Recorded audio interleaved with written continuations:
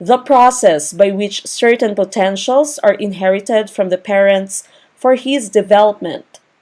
And we have the choices here. Is it letter A, life, B, birth, C, heredity, D, character? Okay, now if you are trying to answer questions such as this, especially in professional education, make sure that you are reading the questions very slowly and that you are analyzing all the questions that you have. Most of the time in professional education, you can see the answer in the question itself. So here you have the terms process, okay, so it should be a process. And here in this process, the potentials are inherited from the parents to the offspring for his development. Okay, so which one do you think is the correct answer? Is it life, birth, heredity, or character? Of course, as you see, letter D cannot be our answer because we're talking about process. Character is not a process, and hence, letter D should already be eliminated. Okay, the correct answer here would be letter C. That's right. Letter C, heredity, is the correct answer for number 1. Okay, we proceed to the next one. Number 2. This theory states that there are 8 basic development stages that an individual must pass throughout his life. Is it the learning theory? Letter B, psychoanalytic theory? C, psychosocial theory? Or is it letter D, cognitive development? Okay, so again, we're looking for a theory that says that there are 8 basic development stages that an individual must pass throughout his life. The correct answer for this one would be letter C, the psychosocial theory. Okay, now psychosocial theory was actually formulated by Erik Erikson, one of the most notable theorists that we have in professional education. Okay, so these are the 8 stages of psychosocial development according to Erik Erikson. From 0 to 18 months, infant time, the infant is just learning to develop trust. Okay, so in this case, the infant is actually very fragile, very sensitive, and the infant is very dependent on the caregivers. Okay, so as caregivers, you need to be aware that 0 to 18 months, the infants are trying to develop the value of trust. Okay, so if you do not give her what she needs, then she might develop mistrust and not be able to trust people as she goes throughout her life. Now, for toddler age, there should be autonomy versus shame and doubt. Right now, I'm experiencing this with my 2-year-old kid. I have a 2-year-old daughter, and she's usually being very decisive. So whenever she wants something, should usually tell us that I want this. No, this is better. No, this is what I really want. So if your daughter, if your son is in this age, you need to be careful and you need to give them a chance to really try to practice their autonomy. Okay? So now the next stage would be preschooler age, 3 to 5 years. That's initiative versus guilt. Then grade schooler, that's industry versus inferiority. Then you have teenage years, identity versus role confusion. Then young adult life, you have intimacy versus isolation. Middle-aged adult, you have generativity versus stagnation. Then 65 years or older, you have your integrity versus despair. Now, according to Erik Erikson, if you want to become successful in the latter stages, say you want to be successful in your middle-aged adult years, you need to be successful first in the previous stages that you have. So, ang ibig sabihin po nito, hindi kayo magiging successful bilang isang middle-aged na adult pag hindi nyo na successfully pass through yung lahat ng stages bilang infant, bilang toddler, bilang preschooler. Okay, so these are the 8 stages of psychosocial development according to Erik Erikson. Now, usually, the students would find it difficult to memorize these stages. So what I usually do is to go over the different mnemonics that we have here. So I usually say the first stage. For the first stage, you say trust versus mistrust. It sounds like rusty one. Rusty one. That means first stage, trust versus mistrust. Now, the second stage would be autonomy versus shame. So try to think of it. Your mnemonic would be, a guy named Shane is riding on an automatic bike. A guy named Shane is riding on an automatic bike. That means stage 2 is autonomy versus Shane. Now, stage 3, it's initiative versus guilt. That's initiative versus guilt. So what I'm trying to use here would be a tree beside an inn with quilt. Okay, a tree beside an inn with quilt. So that means stage 3 is initiative versus guilt. As you can see, initiative there is spelled with 2 N's because we're talking of an inn. Okay, that's an inn, I-N-N. Now, stage 4 is industry versus inferiority. Okay, so your mnemonic here would be, for big industry makes an old factory feel inferior.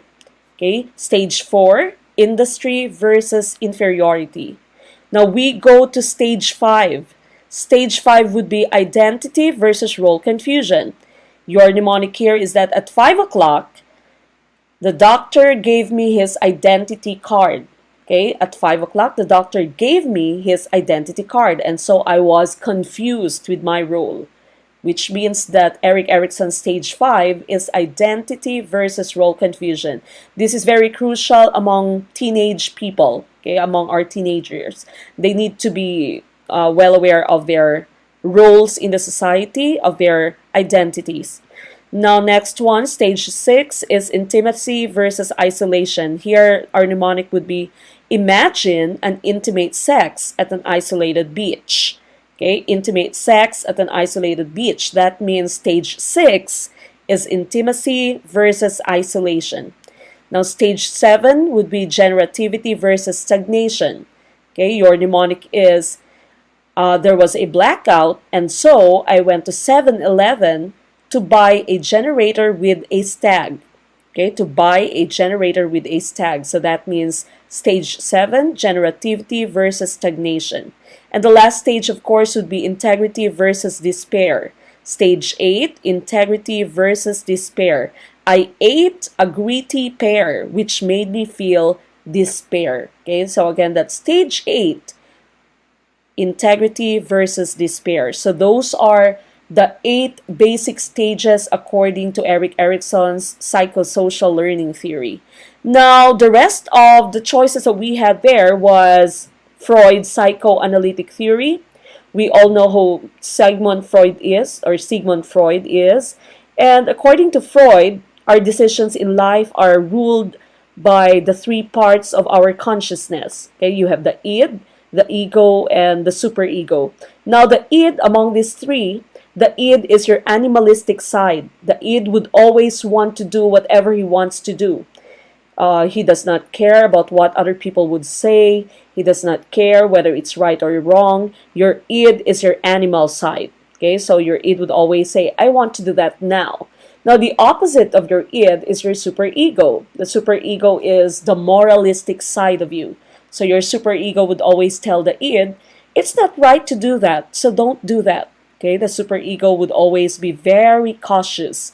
Now, the ego, on the other hand, out of these 3, the ego is the balance. Okay, so the ego would always be looking for compromise. The ego would say to the id, wait, we can't do that. And the ego would also tell the superego, no, you can also do that. We should find a balance. Your ego would always be the balance between the id and the superego. So that, according to Freud, are the 3 things that would rule out, or that would rule our decisions in life. Okay, these are all part of our consciousness. Now, if you are going to be thinking of an example for your id, ego, and superego, say the left would be tomorrow, or the left would be 2 days from now, and you have a friend who has a birthday party. If you will be using the id side of yourself, if your decision will be ruled by your id, then you will not be thinking about your exams. You'd say, that's fine. I won't be thinking about my exams. I'll go party tonight. Okay, so the id, as you can see here, the id would just be partying. Okay, the id does not really care about what tomorrow would bring. Now, if you are going to be ruled out by the opposite side, which is the superego, then the superego would say, I will not go to the party. It's not right for me to go to the party since the let is coming up. So I'll not go to the party, I'll just study. I won't even eat. I'll just study and study and study. I won't even sleep. Okay, so the superego and the id are two extremes. The ego, on the other hand, that's the balance. So the ego would say, I should compromise. So I'll go to the party, but maybe I'll just eat dinner or say hi to my friends. Then after that, I'll go home and take some rest because, as you know, the let is coming up soon. Okay, so that's the id, the superego. Both of them are extremes. And the ego, of course, that's the balance. So those are the three parts of Freud's psychoanalytic theory. Now, you also have the learning theory of Piaget, Piaget's cognitive stages of development theory. There's 4 stages here. So the first stage would be called the sensory motor stage. The second stage is pre-operational stage. Then you have stage 3, concrete operational, and of course you have stage 4, which is formal operational. Now usually I'd use the mnemonics smart people cook fish. As you can see, the abbreviations, it's S, smart, then P as in people, then C as in cook, then you have letter F, fish. So I'd say smart people cook fish, and those would stand for the different parts of these cognitive stages of development according to Jean Piaget. Now we go over the different stages one by one. The first stage, of course, that we have there is the sensory motor stage. That's from birth to 2 years old. Now, some important details about the child during the child's development at this stage is that the child is very busy using her senses, her reflexes. So as you can see, the child has actually a lot of reflexes that, like for example, the child has the sucking reflex. Anything that the child holds, the child will just grab and put them into his or her mouth and suck on them. Okay, so that's the sucking reflex by the child. Meron din po tayong tinatawag na moro reflex. Yung moro reflex naman, yung pag nagulat yung bata ay magsi-stretch out siya ng kanyang hands and then she or he would curl up. That's the motor reflex. Okay, so these are some of the different reflexes that a child can have. So again, your child during this stage is very busy using her senses and her reflexes. So what you can do to help to try to develop the intelligence of the child, to try to develop the intelligence of your baby, is that you should give her or him a rich environment. So by rich environment, I'm not trying to say that you should be mayaman. What I'm trying to say is your environment should have a lot of stimulants. That's why sa crib po ng mga anak nyo, kung napapansin nyo, ay naglalagay kayo ng mga mobile. Yung mobile po, yung mga tumutunog-tunog, yung may mga different shapes, yung may mga different colors, because these things are actually acting as stimulants. So they try to stimulate the senses and also the reflexes of your child. So again, in your sensory motor stage, the child is very busy, very eagerly learning about his or her environment through the senses. Now, meron din pong very important part here which we call stranger anxiety. Stranger anxiety naman po, yung anak nyo ay palaging iiyak pag nakakita ng stranger. Or if you'd want your friend to hold your baby, the baby would usually cry. Okay, so hindi ito dahil hindi na sana yung anak mo na lumabas ng bahay. It's not the reason behind that. The reason is that during this stage talaga, the child would experience stranger anxiety. Okay, so very anxious siya, very scared siya of people whose faces are not familiar to the child. Now, the last step here that we have would be object permanence. The object permanence is actually acquired after the 6th month of the child. So, yung object permanence, pag wala pang object permanence yung child, pag hindi ka niya nakikita, hindi siya iiyak because whatever it is that he or she does not see in the child's mind, that thing or that person does not really exist. So walang pagka-miss, wala pa siyang feeling ng nami-miss ka niya kasi nga hindi siya aware na nag-e-exist ka pag hindi ka niya nakikita. Okay, so out of sight, out of mind, yung sinasabi natin for object permanence. Pero once na na-establish na nung child yung object permanence, alam na niya, for example, in this picture, alam na niya na kahit na tinakpan niya nung blanket yung toy niya, once she removes the blanket, the toy would be there.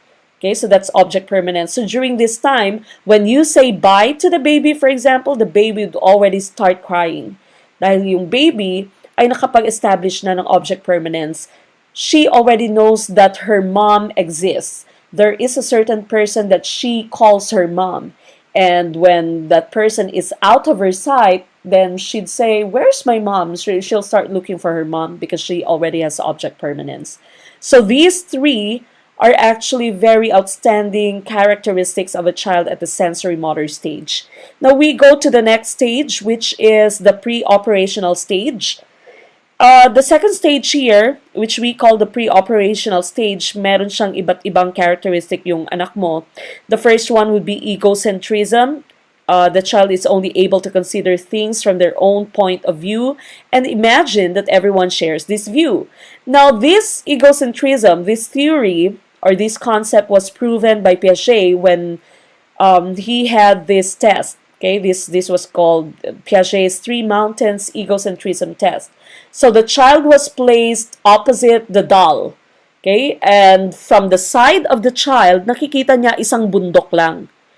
But from the side of the doll can actually be able to view all 3 mountains. And then the child was asked to draw what the doll can see. Okay, so the psychologist, Piaget said, or Piaget asked the child, can you draw? Pwede mo bang i-drawing kung ano nakikita nung manika? And the child has only drawn 1 mountain because that's what he can see. So in this case, in the concept of egocentrism, the child thinks that whatever it is that he perceives, whatever it is that he thinks, that he sees, this is also true for all of the people. So kung anong nakikita niya, feeling niya, yan din yung nakikita ng iba pang tao. So that's egocentrism. So during this stage, your pre-operational stage, the child is actually very selfish. Okay, palagi siyang selfish. Or the child would say, no, yesterday, the one I told you yesterday, or yung ginawa ko kahapon. So ikaw, dahil busy ka, dahil marami kang ginagawa, nakalimutan mo na kung ano yon. But the child would insist that you know what she's talking about, or that you know what he's talking about. Because he thinks that what he's thinking is also what you're thinking about. Okay, so that's egocentrism. Now, the second part that we have here is centration. Centration is the opposite of conservation. Ang sinasabing centration is that yung child ay may tendency to focus on only one aspect of the situation. Nakafocus lang siya sa isang bahagi ng isang bagay. Okay, so the child cannot see the totality of the object, the totality of the situation. I'm going to give you several examples in the next slide. Now, the next one would be animism.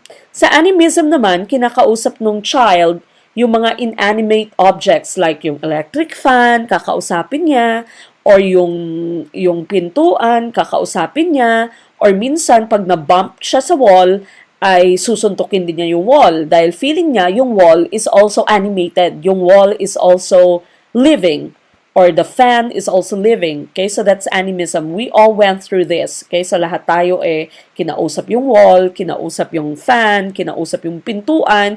Okay, so it's very natural for us to do this at the pre-operational stage. Walang kaso doon.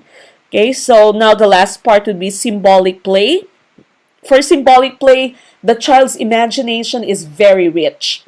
This is the part where you were wearing a cape, nilalagay mo yung blanket mo, ginagawa mong kapa, at sasabihin mo, ikaw si Miss Universe, or minsan you'll wear a cape and you are going to jump out of the window because you'll say that you're Superman or that you're Wonder Woman. Okay, so that's symbolic play. You pretend to be something that you're not, or to be someone that you're not. Your imagination runs very wild. Okay, so these are the parts of your pre-operational stage. They're actually all very fun. Okay, sarap pong maging bata. Lahat ng ito ay napagdaanan natin. Okay, so talking about centration and conservation, sinasabi ko kanina, Pag yung child ay nasa pre-operational stage, yung sinasabi natin kaninang pre-operational stage, at yung child ay meron pang centration, nakafocus lang siya sa isang bahagi ng isang bagay. For example, if you have two equal glasses of liquid, okay, equal po yung amount of liquid inside these glasses, and when you pour one of the liquid or one of the contents of these glasses into a taller, narrower glass, and you ask the child kung saan dito yung mas maraming laman. Okay? A child in his pre-operational stage would say that the taller, narrower glass has more content, that the taller, narrower glass has more liquid inside it. Okay? Kasi yung focus niya ay nasa isang aspect lang ng glass, in this case, in the height of the glass. Okay, so hindi niya kino-consider whether mas manipis siya, narrower siya, hindi siya kasing lapad ng isang glass na to. Okay, so that's centration. Ito yung tinatawag nating centration. Or ito yun yung time na pag meron kang dalawang anak, for example, yung isa grade 6, yung isa naman 2 years old. Okay, so 2 years old, 3 years old, nasa pre-operational stage pa yung isa, nasa centration pa. When you give them choices, for example, meron kang 5 piso na tig-piso. Okay, so 5 pieces yon ng piso, so 5 pesos lahat. At saka meron kang 2 pieces ng 5 peso coins. Okay, so that makes it a total of 10. Pag pinapili mo yung child in a pre-operational stage, which one would the child choose? In the pre-operational stage, the child would choose the 5 pesos na tig-piso. Dahil para sa kanya, mas marami yon. Okay, so the child does not really know the concept of value. The child does not know the concept na yung 5 peso coin would have a bigger value than your peso coin. Okay, so this is centration. This is the child at its pre-operational stage. Okay, now, the next stage that we have would be your concrete operational stage. Now, nasa school na yung bata during this time, no? That's already at age 7 until 12 years old. So, some important characteristics of the child here would be, first, reversibility, awareness that actions and operations can be reversed. Now, prior to this, if the child has not reached the concrete operational stage yet, hindi pa alam ng bata kung paano mag-subtract. Hindi alam ng bata na, yung subtraction pala is the opposite of addition. So, hindi niya alam na if you have a clay, for example, and when you roll it into a ball, hindi niya alam na pwede mo pa siyang ibalik into a flat clay. Okay, so the child is not really aware of all these things yet. But once the child has already reached the concrete operational stage, alam na nung bata na from the clay na flat, pag ni-roll mo siya into a ball, later on, if you decide to put it into its flat form again, then you can do so. You can just reverse it. At marunong yung anak nyo during this stage, marunong na silang mag-deduct, marunong na silang mag-subtract. Alam na nila na subtraction is the opposite of addition. Okay, so that's reversibility. Now, kanina, pinag-usapan natin sa pre-operational stage na yung bata ay may centration. Nakafocus lang siya sa isang aspect, isang part ng isang bagay. When the child reaches the concrete operational stage, ay meron na siyang conservation. Alam na niya na pag meron kang 2 baso, for example, and you pour the contents of one of these into a taller, narrower glass, pareho pa rin yung amount nila. The child in this case will not say that the taller, narrower glass has more water in it. Dahil alam na ng child na taller nga siya, narrower nga siya, so narrower nga siya, so makipot nga siya. So that means the child does not just center his focus, his attention on one part, one aspect of an object. Pero nako-consider na niya lahat ng bahagi ng isang bagay. Okay, so that's conservation or decentration. Now, the last part would be seriation. Ang seriation naman po, nakaka-form na ng series yung isang bata. So, na-arrange na niya yung object from smallest to biggest.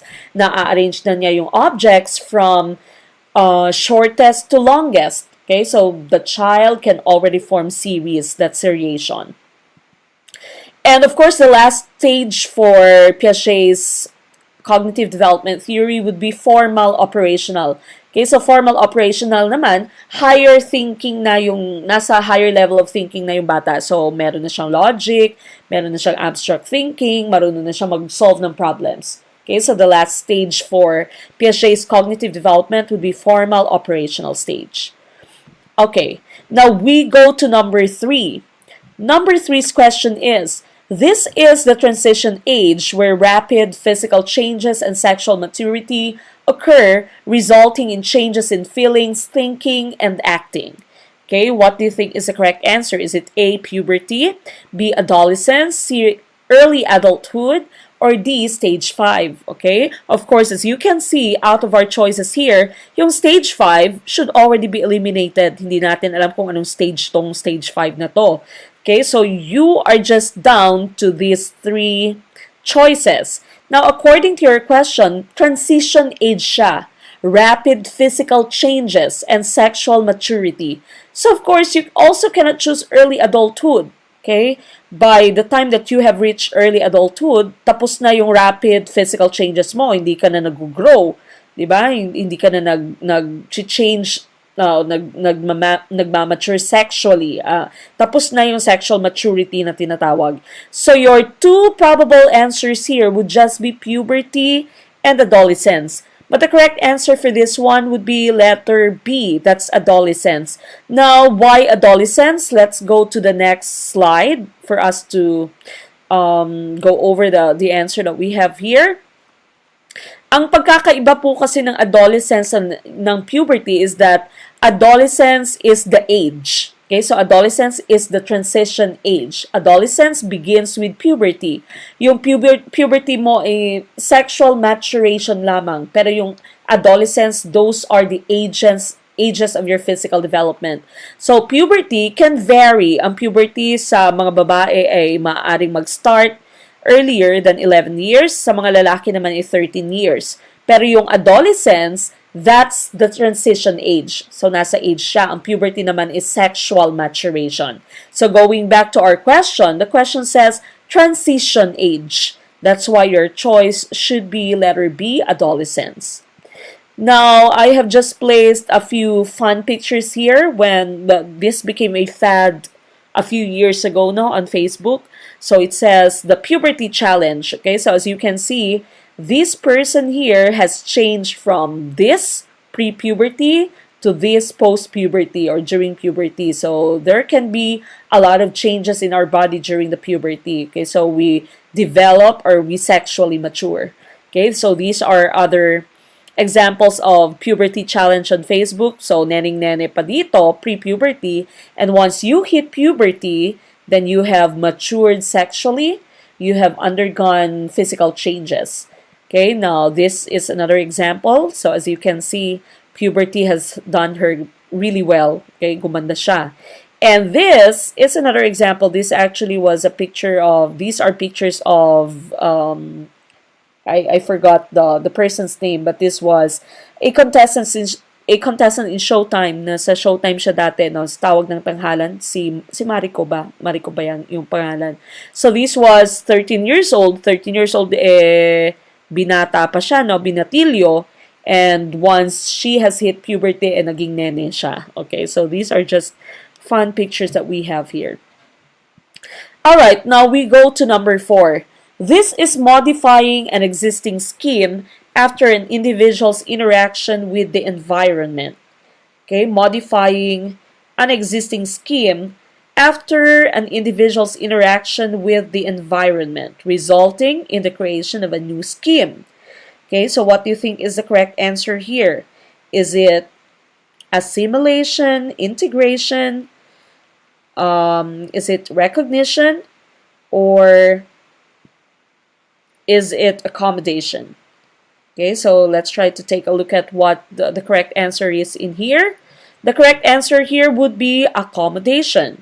Okay, so ang sinasabi dito, modifying an existing scheme after an individual's interaction with the environment. Now let me just explain why the answer would be accommodation. Now, this was also based on Piaget's theory. So, according to Piaget, may three concepts siyang binigay sa atin. The first one would be the schema.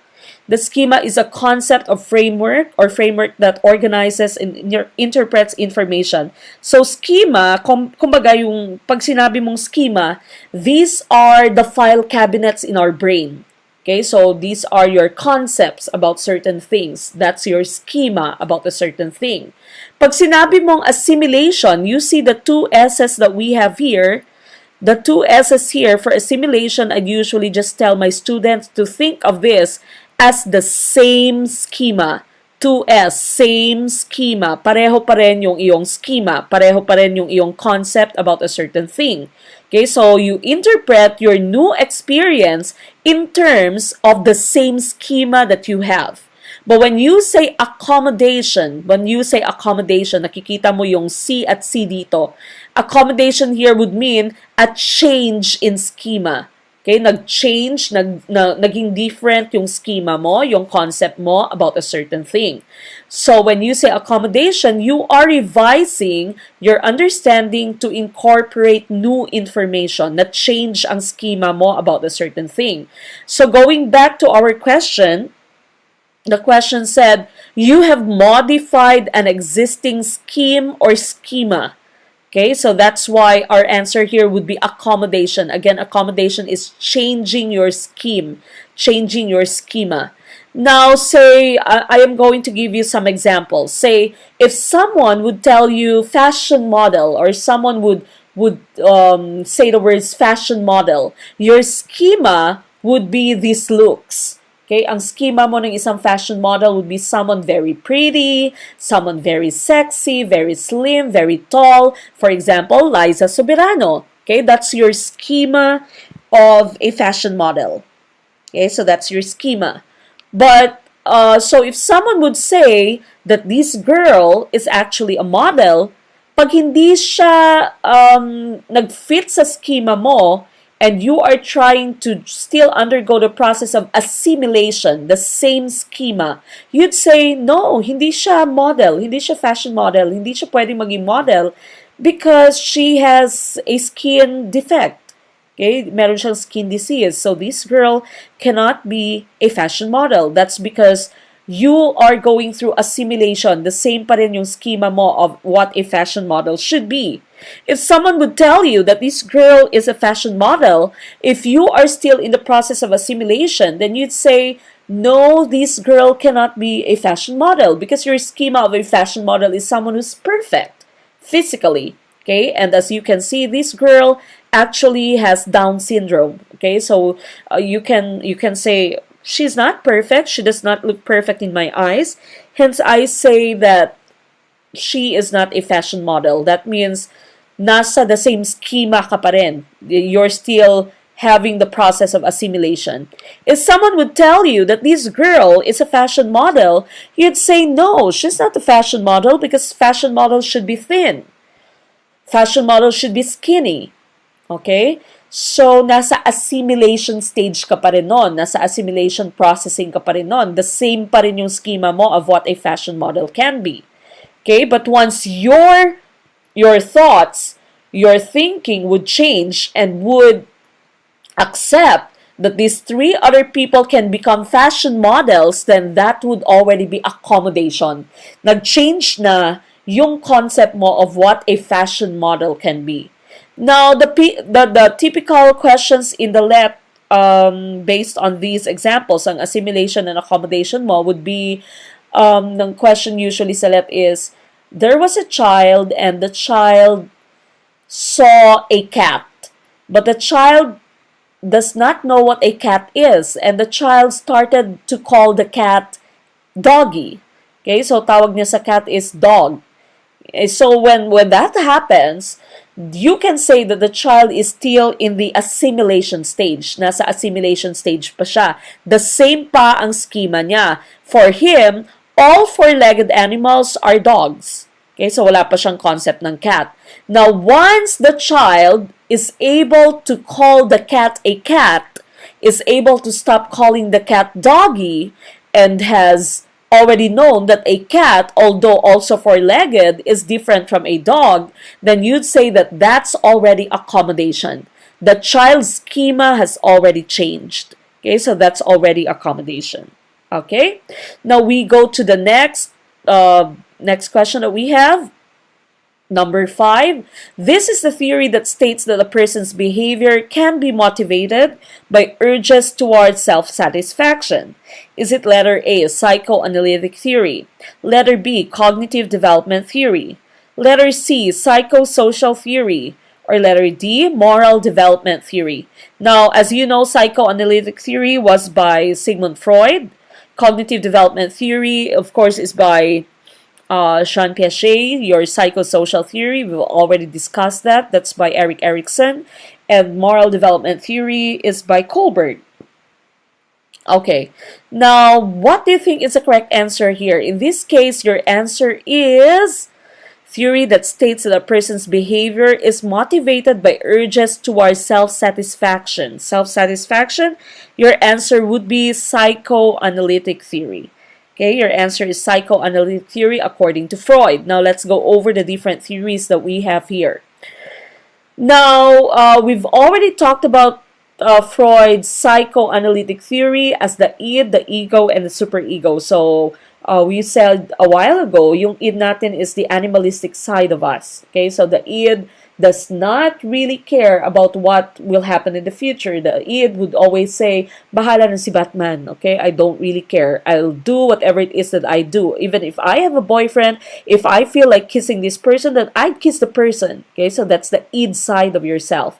The superego, the one at the bottom here, that's the conscious mind. That's the conscience. So, konsyensya mo siya, moral principle, moralistic side mo to. So, the superego said, no, I shouldn't be talking with any other guy because I have a boyfriend. Okay, so napaka-moralistic ng superego. But the ego on the other hand, the one in the middle, that's the part of the conscious mind which strives to balance everything. Okay, so it balances everything. It seeks to find a compromise between the id and the superego.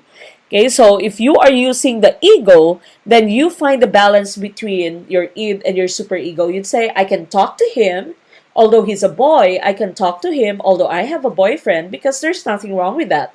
As long as hindi ako makikipaglandian sa lalaking ito, as long as I don't kiss him, I don't follow my id, then that's fine. Okay, so that's the concept of the ego. That's the balance between the id and the superego. Now we go to question number 6. This is the ability of a child to conceptualize the retention and preservation of the same quantity under various changes. We've already talked about this a while ago. What is this? What's the answer to this? The ability of a child to conceptualize retention and preservation of the same quantity. The correct answer here would be conservation. Okay, so conservation. Even if you have poured the contents of the other glass into a narrower, taller glass, alam na ng bata na equal lang yung amount of water in those two glasses. That's conservation. All right, we go to the next one. The next one, number 7. It refers to the idea that no two individuals are the same or alike.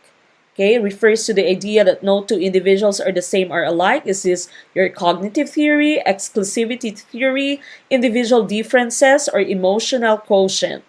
Okay, this is very easy. The correct answer here would be individual differences. Even if they are twins, kahit nakambal, ay not alike totally. Meron pa rin pagkakaiba sa kanila. May maaaring pagkakaiba sa ugali, maaaring pagkakaiba sa some aspects of their personality, maaaring pagkakaiba sa mental capacity nila. So, no two individuals are the same or are alike.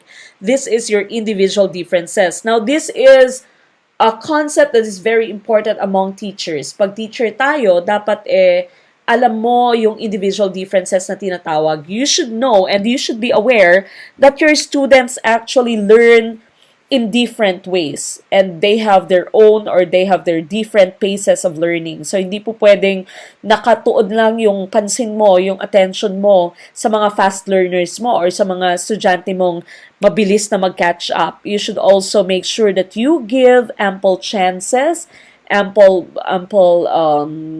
activities and accommodate the needs of those people who are slower, or those people who cannot grasp the concepts faster than the rest of them are. So that's the theory of individual differences. Okay, so as teachers, you should be aware of individual differences of your students. Okay, now we go to question number 8. For question number 8, you have this question. He is known as the father of the modern IQ test. Is it Louis Terman?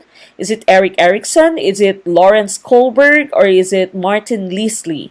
Okay, so sino kaya yung answer natin dito out of these 4 theorists that we have? The correct answer here would be letter A. That's Louis Terman. Okay, so Louis Terman is called the father of the modern IQ test. So, ito yung IQ test ni Terman. He actually used Binet's research to construct the modern-day IQ test called the Stanford-Binet test. Okay, so IQ is actually solved by using the formula mental age divided by chronological age times 100. So whatever is the mental capacity, the mental age of the child, divided by the actual age of the child times 100. That is the formula for IQ. Okay, so actually, isa sa mga pinakakilalang geniuses that we have, Einstein's IQ is 160 plus. Okay, so average would be around 90. 90% would be average. So we all hope that we have this. If you have more than that, then that's already above average, high intelligence, and so on. So, nakikita nyo, sobra-sobra na si Lolo Einstein natin. Nandito na siya sa 160. Okay, we go to the next slide. This is question number 9. Intellectual appreciative experience is, okay, your correct answer here would be based on the premise that all learning has emotional correlates. Ang question natin dito, sinasabi intellectual appreciative experience. You cannot appreciate something intellectually hanggang hindi mo siya na-enjoy, which is actually true in cases of sa mga subjects natin na medyo mahirap, no? In cases of, say, math, for example, your math, the subject math, you won't learn to learn or to really love to learn math unless you appreciate the beauty of math, unless you start getting the fun that you get from computations, from problem solving. Hanggang hindi mo na-enjoy ang math, you cannot really truly enjoy learning it. Okay, so usually we'd say math is a teacher-based subject. No, malilearn mo siya to love pag na-enjoy mo siya. So dapat talaga habang maaga pa, habang bata pa yung mga anak nyo, ay pinapapractice nyo ng math, yung mga simpleng skills lang, like maybe adding up his toys or fixing his toys, arranging them from smallest to biggest, the series, pagsiseriation, these are already math skills. So as soon as you learn to appreciate a certain subject, like math, for example, a difficult subject at that, then you'd learn to enjoy learning it. Okay, now number 10. At the early learning stage, children consider parents and teachers as authorities and models. What should they do then? What should you do as a teacher or as a parent, since you are looked upon by your kids as authorities and models? Is it letter A, parents and teachers should always coordinate children's activities? B, parents should enforce strict discipline at home and teachers in school? Letter C, parents and teachers should always be the role models. Letter D, parents and teachers should always consult each other with regards to the child's intellectual development. So, the question, this one here says, anong dapat mong gawin since kino-consider kang model ng iyong anak? And the correct answer here would be, parents and teachers should always be the role models. Okay, so that's why around our kids, around our students, we should be very careful and we should be very cautious with the way we act, because of course the kids are very absorbent. They can easily imbibe whatever it is that we show them. Okay, so sometimes, for example, nagmumura ka lagi, you don't really teach your child directly kung paano magmura, and then one day, nagulat ka na lang, narinig mo siya magmura. Tapos nagalit ka, sabihin mo, ano sinabi mo? Kanino mo natutunan yan? Okay, and then the child would just look at you. So just be careful when you are around your kids, when you are around your young students, because they are very absorbent. They can imbibe everything that you try to show them, and even the words that you speak in front of them. Okay, so number 10 would be letter C. Now we go to 11. Yes, before we go to that, as you can see here on this slide, this is what we said a while ago. Now, children see, children do. So kung anong nakikita ng bata, ng mga anak nyo, ay gagawin din yan. No? So usually at this age, sasabihin lagi ng anak mo sa'yo, mommy, whatever you're doing, I also want to do. Yung anak ko, if she sees me working on my laptop, my child would say, I also want to work. Okay, I also want to do this. I also want to wear the shoes that you're wearing. I also want to put on makeup or put on lipstick kasi may lipstick ka din. Okay, so children see, children do. Now we go to the next question, number 11. This is any change in the behavior of an individual. The correct answer here would be any change in the behavior of an individual. We call this learning. Okay, so this is based on the theory of your behaviorists. Sabi ng mga behaviorists natin, learning is any change in the behavior of an individual. So correct answer for number 11 would be letter A, learning. Next one, number 12. Which of the following principles is not considered under classical conditioning by Ivan Pavlov? Is it excitation, B, adhesive principle, letter C, stimulus generalization, or letter D, discrimination? Now, the correct answer here would be letter B, adhesive principle. Now, be careful when you are reading a question and you see the word not. Okay, so most of the time, the students would pick the wrong answer because they did not really pay close attention to the word not. Be careful if there is the word not, then make sure that you're thinking of the wrong choice that you need to pick. Okay, so in this case here, that would be adhesive principle. Now, let me just explain classical conditioning according to Pavlov. Maaring you can still remember Pavlov's dog. Okay, so sabi ni Pavlov, you can actually condition, you can actually teach a person how to behave by trying to conditioning the mentality, the actions of that person.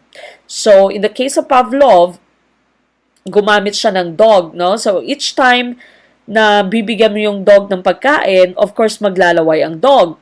When Pavlov would ring the bell, walang reaction yung dog. Hindi naman pagkain yung bell kasi, no? So, no reaction yung dog. So, what he did was that he paired the bell to the food. Okay? So, every time that he would give the food to the dog, magri-ring siya ng bell. Okay? So, until such time na na-associate na nung dog yung ringing ng bell sa pagkain. So, next time, pag niring na ni Pavlov yung bell, kahit na walang pagkain, maglalaway na ang dog. Okay? Dahil associated na yung bell na to sa pagkain. Kasi nga every time na binibigyan siya ng pagkain, ay pinaparing itong bell. Okay? So that's classical conditioning according to Pavlov. Now, these are some processes in classical conditioning. Ang tinatawag mong generalization. If you have generalized something, that means hindi mo nadidiscriminate, hindi mo nakikita kung anong pagkakaiba nila. So, the usual question in the left here would be, as a young child, you were bitten by a dog. Okay, so nung bata ka, kinagat ka ng dog. As an adult, you developed a phobia. Okay, so nagkaphobia ka sa lahat ng klase ng dog.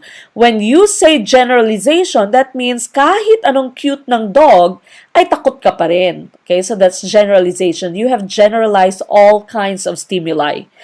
Now, the opposite of this would be discrimination. Ang discrimination naman, alam mo na, I would only be scared of the dog if the dog is a wild dog, if a dog is a crazy dog, or pag askal siya na nasa kalye, hindi nakatali, naglalaway, nakikita kong naglalaway, at parang kakagatin ako, matatakot ako. Pero, pag cute ang dog, nasa pen lang niya, nasa cage, nasa leash, hawak ng may-ari, for example, then you discriminate na you don't really need to be scared of this dog.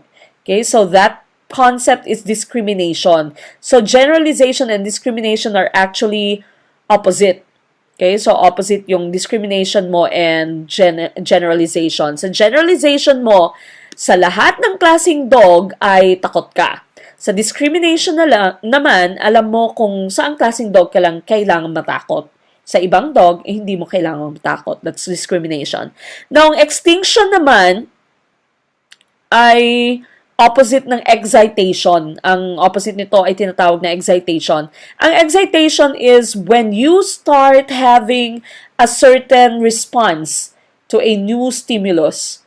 Okay, so the first time that you have exhibited that response, you'd call it excitation. Tapos, pag nawala na yung response mo na yon, ang tinatawag mo doon would be extinction. Okay, so they're also opposite, excitation and extinction. Excitation is the first time that you have that response to a certain stimulus. Extinction naman ay ang pagkawala ng response mo in that stimulus. Now, tandaan po natin, whenever you talk about classical conditioning, whenever you talk about Pavlov, you need to remember the term phobia. So, if you see questions in the LEP about phobia, about trauma, then your answer would be Ivan Pavlov's classical conditioning. Phobia or trauma, that would be Ivan Pavlov's classical conditioning. Now, the common questions in the LEP about this would be, you are scared of going to the dentist's office or the dentist's clinic because as a child, you had a bad experience at the dentist's clinic. Okay, and the question would be, what theory is shown in the example? Your answer then would be classical conditioning by Ivan Pavlov. Basta may question about phobia, about trauma, then your answer would be classical conditioning by Ivan Pavlov. Okay, so that's for number 12. Now we go to number 13. This is the reinforcement of a person's responses by presentation or removal of reward and punishment. Now, the tips that you have here, the hints that you have here would be the terms reward and punishment. This is still part of your behaviorism. Is it operant conditioning? Operant conditioning is by B.F. Skinner, Boris Frederick Skinner. Transfer of learning. Is it the feedback principle? Is it discipline? The correct answer here would be letter A, operant conditioning. Operant conditioning by B.F. Skinner. Now, tingnan naman natin kung ano itong operant conditioning ni Skinner. Whenever you see the terms reinforcement, punishment, feedback, then that's going to be B.F. Skinner's operant conditioning. I hope you have your notepad. I hope you have your notebook where you can write all the things that I'm talking about. These things are all very helpful when you go take your LET in March or in September. So make sure that you're paying close attention to what I'm trying to tell you. So again, when you see the terms reinforcement, punishment, feedback, even computer-aided instruction or your CAI, reinforcement, punishment, feedback, computer-aided instruction, these are all under B.F. Skinner's operant conditioning.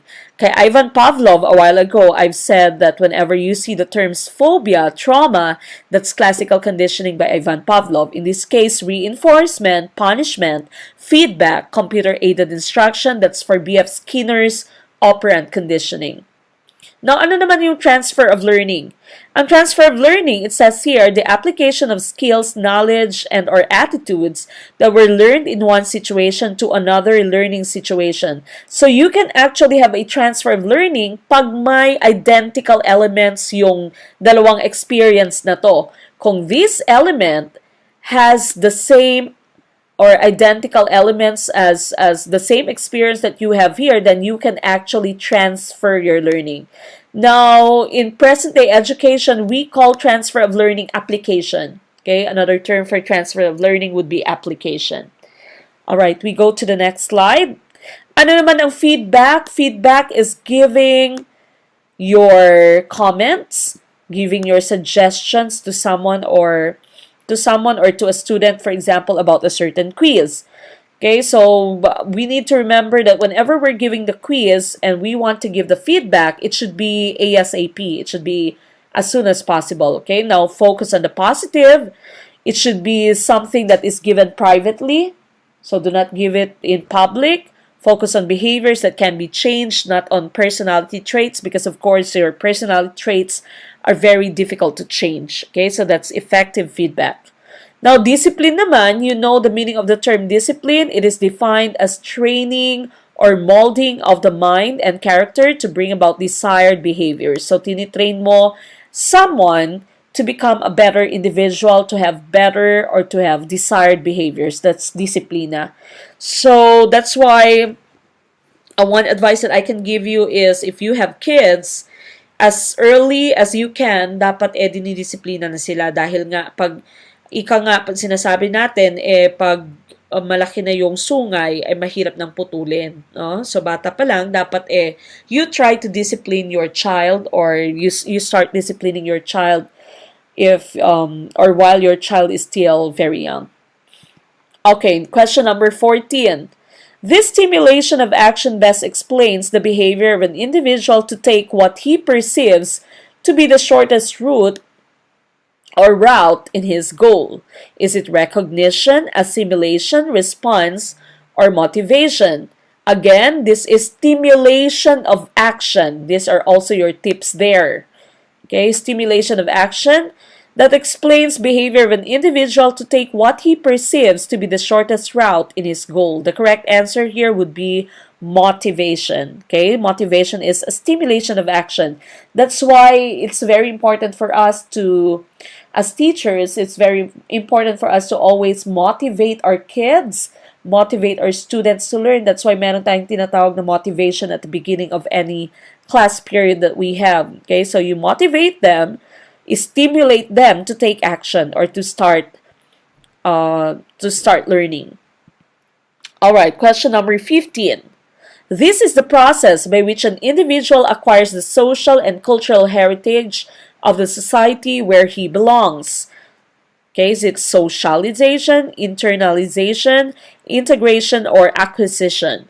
The correct answer for this one would be socialization. Okay, socialization is the correct answer here. The individual acquires the social and cultural heritage of the society. Now, socialization is the process of learning to behave in a way that is acceptable in your society. Ito yung dinidikta ng ating society, no? So, it is acceptable, for example, for a woman to act ladylike. Diba? Yung sinasabi natin, pag babae ka, dapat ladylike ka, dapat prim and proper ka, dapat hindi ka galaw-gaw pag nag-move, pag gumalaw. Okay? So, now we have several agents of socialization. You can have the immediate family. Even your extended family can become a primary source or primary agent of socialization. Then, secondary agent of socialization, you have friends, peers, teachers, and even media. Okay, so as parents, it's very important for you to check social media, the social media activities of your child. Okay, so dapat tinitingnan nyo din kung anong yung mga pinapanood nila sa social media. Alright, we go to the next question that we have. Question number 16. Claustrophobia is an irrational fear of darkness, strangers, closed space, or letter D, height. Now, sa LEP, lumalabas din po yung mga phobia. Okay, so it's also important for you to be aware of the different types of phobia that we have. The correct answer for this one would be C, closed space. Claustrophobia is an irrational fear of closed space. Now, these are the top 10 phobias that we have, the usuals that would come out in the LEP. When I took the LEP, this one po, number 4, came out. Okay, agoraphobia, the fear of open or public spaces. There is another one that's called xenophobia.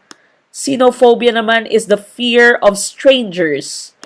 Okay, so the fear of strangers is called xenophobia. So make sure that you also take note of that. It's also one of the phobias that we have, and sometimes this would also come out in the lab. Okay, so again, these are the top 10 phobias that you have. The bonus would be your xenophobia, the fear of strangers. All right, we go to the next example, the next question, I mean. Number 17, this is the period of physical, sexual, and mental maturation, which is characterized by rapid somatic growth. Okay, so in this case here, question number 17 is asking us for the period of physical, sexual, and mental maturation. What do you think is the correct answer? Your answer here should be letter C, puberty. Okay, again, that's letter C, puberty. A while ago, we had a question, and yung answer niya was adolescence. Adolescence, again, is the transition age. But when you're talking about the period of maturation, then that's going to be puberty. Rapid somatic growth. If you don't understand the meaning of the term somatic, somatic simply means body or physical growth. Okay, so that's physical growth. Right? So the correct answer would be letter C, puberty. We go to the next question. What is the main function of the philosophies of education? Is it letter A, to aid the learner to build his own personal philosophy? Letter B, to define goals and set directions from which educational efforts should be exerted? Letter C, provide guidelines in the foundation of education policies and programs? Letter D, provide norms and standards for evaluation purposes. Okay? Now, the correct answer here would be letter B, to define goals and set directions from which educational efforts should be exerted. Okay, that's the correct answer for number 18. Why? Because when you're talking about philosophy, philosophy actually gives you direction. Okay, it gives you direction in education. Now, so when you have your philosophy, the school officials, teachers, all the stakeholders would coordinate and put their efforts toward achieving that aim of your philosophy. Okay, so it attempts to establish coherent meaning within the whole domain of thought. So again, whenever you say philosophy of education, that's the guiding principle that you have. So if someone would ask you, if you have an interview, and that person would ask you, what's your philosophy of education? That means, what is your guide in teaching? Okay, anong pinaka-basis mo when you teach students? What's your driving principle in teaching students? So that's your philosophy of education. All right, next one, next question. 19. According to Freud, kindergarten is also known as blank. Is it A, a place where children have fun and enjoyment? Letter B, a garden where children could grow and develop. Letter C, the learning center for life. Letter D, a place where new beginnings begin. The correct answer for this one would be letter B, a garden where children could grow and develop. Now, Freud is actually known as the father of kindergarten. So kindergarten actually came from a German term, which means garden for the children. It is a preschool educational approach, traditionally based on playing, singing, practical activities such as drawing, and social interaction as part of the transition from home to school. Okay, so that's kindergarten. That's the meaning of the term kindergarten from the father of kindergarten himself, which is Friedrich Freud.